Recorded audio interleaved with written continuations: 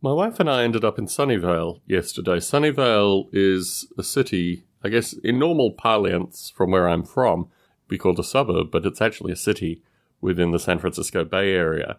And leading into this experience, I was working for the last 2 days of last week. So yesterday was Saturday.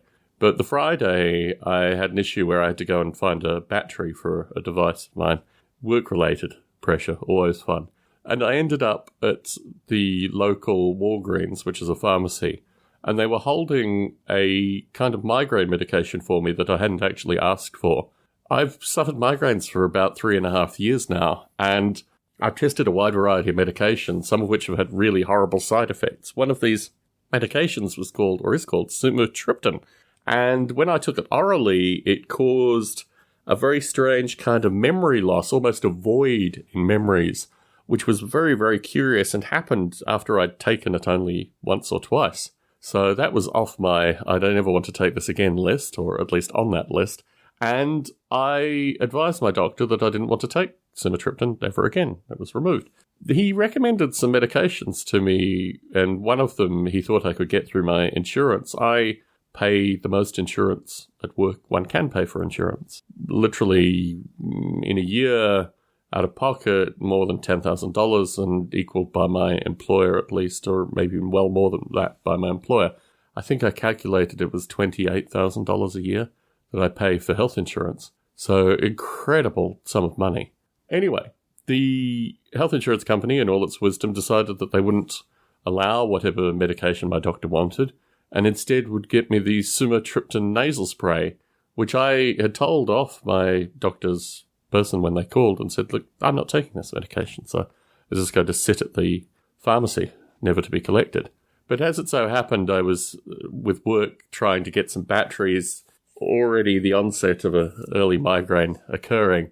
I thought, well, why don't I just try this nasal sumatriptan and see what it's like, because I'm in a stress situation which might actually benefit from this if it actually works. It doesn't work at all. Come the next day, I was experiencing exactly the same behavior. In fact, the behavior was sufficiently strong that I thought I really shouldn't even record podcasts about this, or record podcasts in, a sequential day from this experience. But my wife had a series of things she wanted to do, and I'm always up for a road trip in these circumstances, so we found ourselves in Sunnyvale.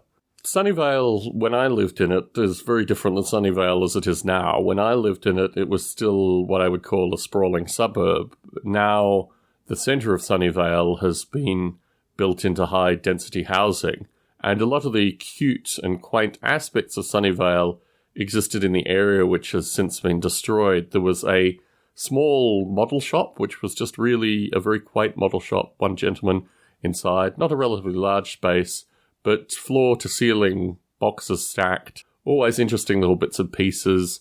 I recall going in there once and seeing a very elaborate plastic build AK-47 model. I mean, these kind of things that, people pick up on when they go into these model shops. And actually, I spent a good portion of my time. I was in Sunnyvale for about 9 months, and I spent a good portion of my time in downtown Sunnyvale, which is basically no longer there. But we found through wandering that actually there was still a part of old Sunnyvale that had been preserved. And it was quite striking walking around this area and just thinking, gosh, I remember being here. And so-and-so, the guy I was working with in Australia brought on board, he was one of these guys who had a woman in every port, quite literally.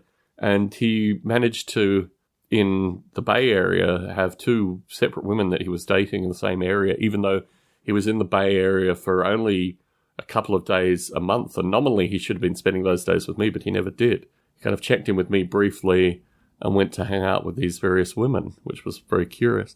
So I have all these memories in Sunnyvale. I remember going to a particular restaurant with a group from Intel, and, the garlic wasn't particularly good there, and I had to remember American garlic is different than English Australian garlic, and when it's cooked, it caramelizes in a very particular way, and that's not really a flavor that you like. So in the future, where you would have ordered garlic with something, you probably should consider not ordering garlic in these circumstances. A series of these memories were coming back to me. In parallel to this, I had void memory issues as well. So I was having a strange kind of concert of old, somewhat repressed memories and missing current memories. And after we had our lunch, I was just saying to my wife, why don't we go past the old apartment that I used to live in? Because that's still there. So we went back through that area, and the Chinese place that I used to go to on the corner is still there, and a bunch of things are still there. And Hobie's, which is a breakfast cafe, I thought that one had closed, but that's still there.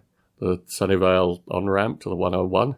So there are all these things that were part of old memories, and just because we were in that space, my wife asked me to retell the story of how I met Wozniak for the first time, which is an interesting story. I explained that it was basically a folding trap. I had a friend who had been corresponding with Wozniak for about 6 months, and he had Wozniak's cell phone number. He called Wozniak once, I think, when Wozniak was in Russia and all this kind of stuff. So he was an example of what not to do, what to do, meet Wozniak. But I had this circumstance where I didn't have a car. I was just moving between places, and I said, look, I'm going to be coming through this area. I'll just stay at Steve's house until he's ready to have lunch. And we'll go for lunch, because they couldn't give a precise time for when he'd be ready for lunch. So I went to the house and saw the dogs and what have you, and saw various people associated with Steve, and eventually Steve arrived and we went off and had lunch. We had a really nice lunch. It started probably 2 years worth of friendship and ongoing interaction. So it's an interesting story, but I have nothing to do with this aspect of my life now. And it's one of these curious things where people do periodically ask me, you knew these people, right? Allegedly. I mean, the assertion is always allegedly in these circumstances. Who's going to trust some Australian guy?